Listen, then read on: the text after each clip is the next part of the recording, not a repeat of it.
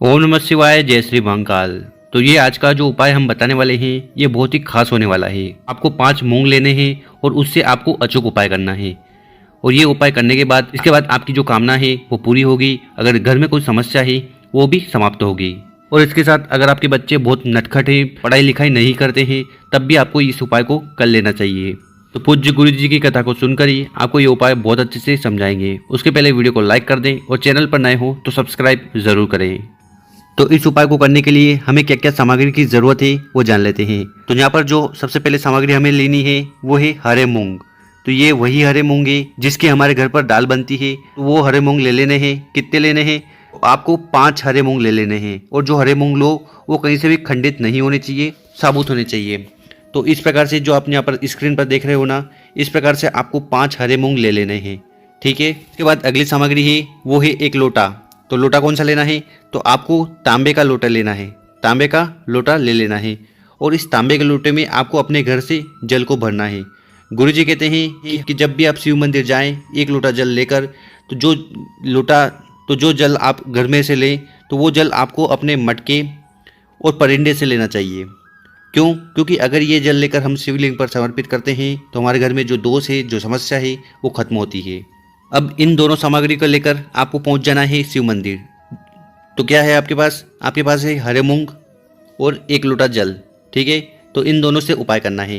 तो सबसे पहले क्या करिएगा, आपको नॉर्थ डायरेक्शन में खड़ा हो जाना है। आपका जो चेहरा होगा वो उत्तर दिशा की ओर होना चाहिए। इसके बाद जो हरे मूंग है उनसे आपको उपाय करना है। क्या करना है? इन 5 हरे मूंग को उठाकर आपको शिवलिंग की 5 जगह पर समर्पित करना है। क्या करना है? 5 हरे मूंग को शिवलिंग पर 5 जगह समर्पित करना है, अपनी कामना, अपनी समस्या को कहते हुए। तो सबसे पहले क्या करना है कि उन 5 हरे मूंग को उठाना है और आपको अपने सीधे वाले हाथ में रख लेना है।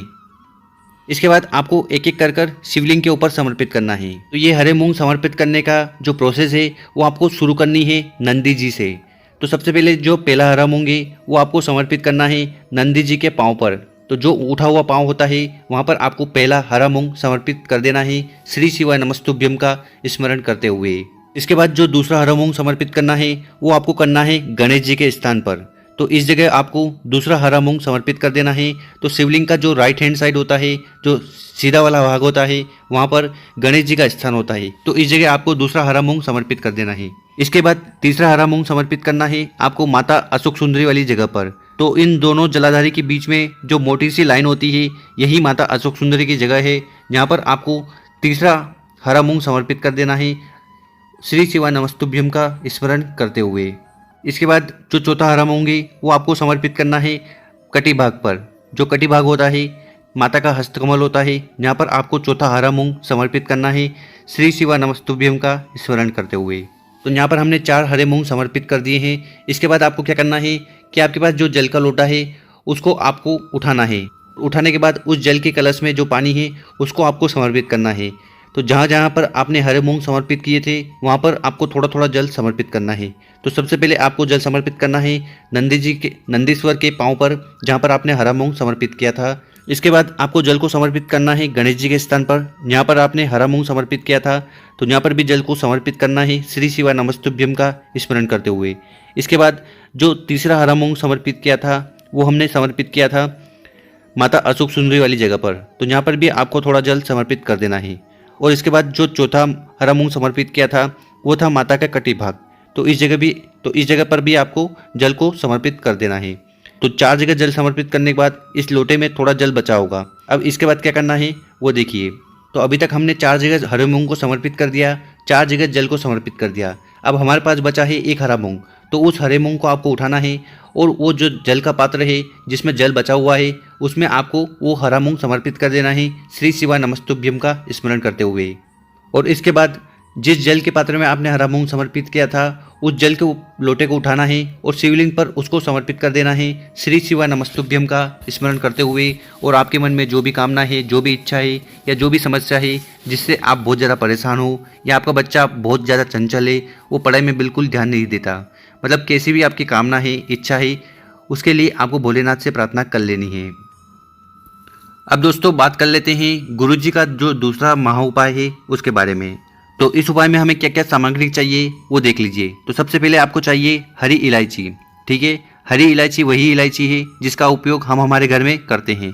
तो आपको 2 हरी इलायची ले लेनी है, और ये जो हरी इलायची आप लो ये ख़राब नहीं होनी चाहिए। तो ऐसी हरी इलायची आपको ले लेनी है। इसके बाद जो अगली सामग्री है वो है 1 लोटा जल। तो आप 1 लोटा जल ले लीजिएगा, और यहाँ पर आपको पात्र तांबे का लेना है। तो तांबे का लोटा ले लीजिएगा, और उसमें आपको अपने घर से ही जल को भर लेना है। तो जब हम हमारे घर से जल भर कर ले जाते हैं तो हमारे घर के जो दोष हैं वो समाप्त होते हैं। इसके बाद जो अगली सामग्री है वो है शहद। तो यहाँ पर हमें 1 या 2 चम्मच शहद ले लेना है। इससे ही हमें उपाय करना है। अब इन सामग्री को लेकर आपको पहुँच जाना है मंदिर। ठीक है, और ये जो उपाय है ये आप कब भी कर सकते हो, सुबह चाहो तो सुबह, और शाम को चाहो तो शाम को, जब भी आपको समय मिले आप इस उपाय को कर लीजिएगा। तो सबसे पहले आपको नॉर्थ डायरेक्शन में उत्तर दिशा की तरफ मुंह कर कर खड़े हो जाना है, और इसके बाद जो आप हरी इलायची लाए हो उससे हमें उपाय करना है। तो यहाँ पर हम 2 हरी इलायची लाए हैं। ठीक है, तो जो पहली हरी इलायची है उसको आप उठाइएगा, और इस शहद की कटोरी या जो भी आप सामान लाए, जो भी आप पात्र लाए हो उसमें आपको अच्छे से रख देना है। तो यहाँ पर हम क्या कर रहे हैं, उस हरी इलायची पर शहद का अच्छे से लेपन कर रहे हैं। तो उस 1 हरी इलायची पर शहद का अच्छे से आपको लेपन कर देना है। लेपन करने के बाद क्या करिएगा, उस 1 हरी इलायची को उठाइएगा, और जो गणेश जी का स्थान होता है, ये गणेश जी का स्थान होता है। तो शिवलिंग के सीधे हाथ पर गणेश जी का स्थान है। तो इस जगह आपको वो 1 हरी इलायची समर्पित कर देनी है, श्री शिवा नमस्तुभ्यम का स्मरण करते हुए। तो पहली हरी इलायची हमने गणेश जी के स्थान पर समर्पित कर दी है। तो इसके बाद आपको क्या करना है कि जो आपकी अनामिका उंगली होती है, तो यहाँ पर आप स्क्रीन पर देख सकते हो कि हमारे हाथ में 5 उंगली है। तो हर एक उंगली का अपना नाम है। तो यहाँ पर जो अनामिका उंगली है, ये जो अनामिका उंगली है, इस अनामिका उंगली को लेकर, और कौन से हाथ की, तो सीधे हाथ की अनामिका उंगली में आपको ये शहद लेना है। क्या सीधे हाथ की जो अनामिका उंगली है इसमें आपको शहद लेना है। शहद ले लिया।